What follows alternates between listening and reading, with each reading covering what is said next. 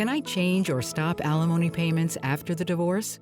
In New Jersey, you can change or modify your alimony payments or even have them canceled after a divorce. There are some very specific things to consider when contemplating whether or not alimony can be modified after divorce. First, you have to look at the parties' matrimonial settlement agreement or the judgment of divorce that was entered by the court. Did the court enter the judgment? If so, typically it can be modified based on what we refer to as a change of circumstances.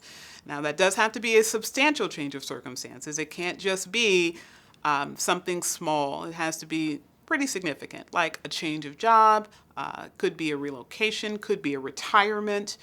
Certainly, if there's any change in the relational status of the parties, so if the person receiving alimony is now drawing upon the resources of a new partner, that can be a basis. But there are very specific things that you have to prove in order to demonstrate a change of circumstances. Now, in terms of modifying support, that is a much more common circumstance where partners will agree on a certain dollar amount to be paid at the time of divorce, but then one partner either substantially increases or substantially decreases his or her income. That is the most common reason why people will come back. Now, change of job oftentimes imposes upon the parties the question of whether or not that change was something that was just a desire of a partner, right? If you decide you want to change industries or if you want to move from one employer to another, was that something that you had control over? Did you lose your job? Was there a layoff?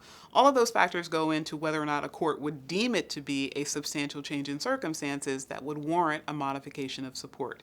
But ultimately, yes, you can seek review by a court of your support payments. And if you do so, it's very advisable that you know all of the particulars of the case law that would govern whether or not your circumstance would constitute a substantial change and warrant a modification of your support obligation.